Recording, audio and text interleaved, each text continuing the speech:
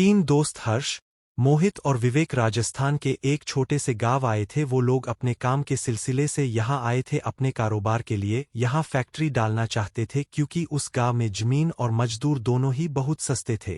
उस गांव में विवेक ने होटल सोलफुल में रुकने का इंतजाम किया था। होटल सोलफुल एक छोटा सा होटल था।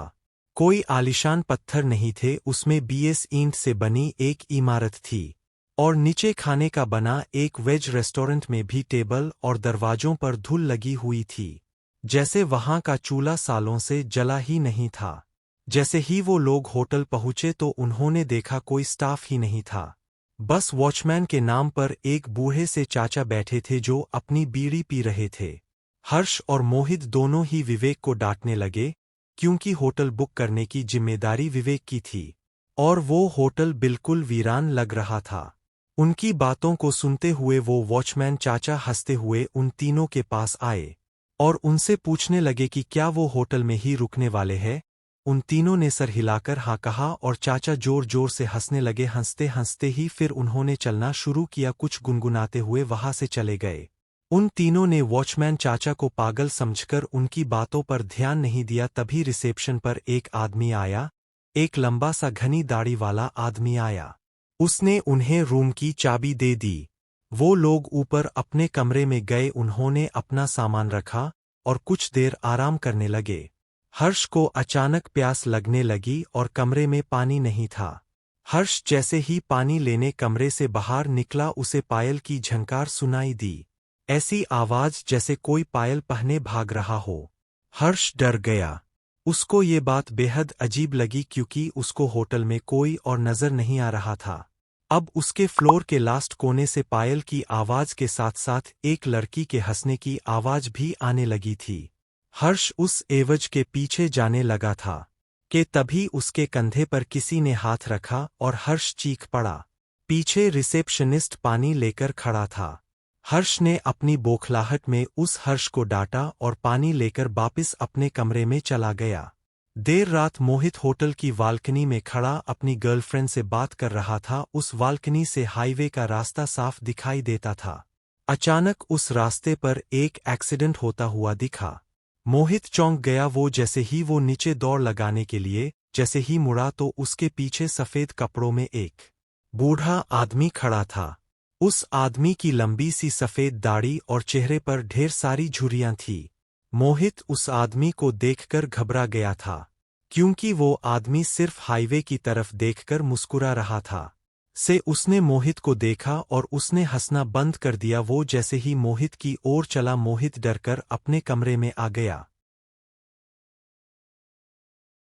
कमरे में आकर जब मोहित ने खिड़की से जब हाईवे पर देखा तो वहां कोई एक्सीडेंट नहीं हुआ था।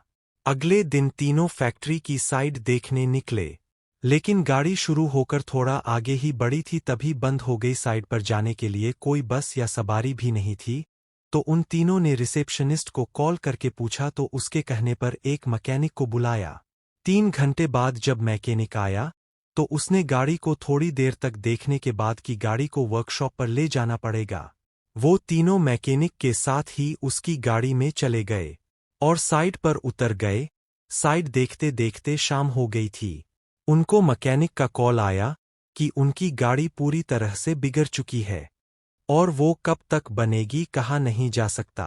अब उन्होंने वापस जाने के लिए एक ट्रक वाले से बात की और उस ट्रक वाले को होटल पर खाना खाने का लालच दिया, लेकिन जब उन्होंने उस ट्रक वाले के सामने होटल सोलफुल का नाम लिया तब वो ट्रक वाला बेहद घबरा गया। उस ट्रक वाले ने उन्हें बताया कि उस होटल में भूतों का बसेरा है। उसने कहा कि होटल सोलफुल एक कब्रिस्तान के ऊपर बनाया गया था। एक नहीं बल्कि 100 से भी ज्यादा भूत वहां रहते हैं और इसलिए वहां कोई भी नहीं जाता। हर्ष और मोहित के साथ हुए हादसों ने उन्हें सोचने पर मजबूर तो किया, पर विवेक भूत प्रेत ऐसी चीजों में नहीं मानता था। उसने ये बात रफादफा कर दी और ट्रक ड्राइवर से कहा कि वो उन्हें होटल से थोड़ा दूर ही उतार दे। बहुत मनाने के बाद वो ट्रक वाला मान गया और वो तीनों जैसे तैसे होटल पहुंचे। देर रात हो चुकी थी और तीनों कमरे में आराम कर रहे थे। विवेक भी लेटे लेटे अपने फोन से खींची फोटो देख रहा था। लेकिन अचानक वो उठकर बैठ गया। ऐसा लग रहा था जैसे उसके होश ही उड़ गए हों। उनकी तस्वीरों में उनके ही कमरे में बहुत सारे बच्चे दिखाई दे रहे थे। वो बच्चे शायद उस होटल में बसे भूत ही थे। विवेक का पूरा शरीर ठंडा पड़ गया। उसने हर्ष और मोहित को जब फोटोज के बारे में बताया तो वो तीनों बहुत घबरा गए। वो उस होटल के रिसेप्शनिस्ट को ढूंढते हुए नीचे आए, लेकिन उस आदमी का नामो निशान ही नहीं था। वहां उन्हें वो बूढ़े चाचा बैठे हुए मिले। उन्होंने ये सब उस बूढ़े चाचा को बताया। तो उस बूढ़े चाचा ने हंसते हुए कहा कि जब वो होटल के अंदर आए थे तो 4 आत्माएं तो उनकी गाड़ी के ऊपर बैठी हुई थी। उन्होंने बताया कि होटल सोलफुल में पिछले 20 साल से भूतों का बसेरा है। जब से होटल बना था तब से यहाँ के भूत होटल में आने वाले को जिंदा वापस जाने नहीं देते। किसी के एक्सीडेंट करा देते हैं तो किसी को आत्महत्या करने पर मजबूर कर देते हैं। फिर होटल की बालकनी की ओर इशारा करके बताया कि वहां देखो, वो सफेद कुर्ते में एक बूढ़ा आदमी खड़ा है। उस आदमी ने यहाँ होटल बनाने से मना करा था, क्योंकि ये जगह कब्रिस्तान की थी। लेकिन कुछ महीनों बाद होटल के सामने वाली रोड पर एक्सीडेंट से उस आदमी की मौत हो गई थी। और आखिर में उसने बताया कि उनकी गाड़ी ठीक नहीं होने वाली।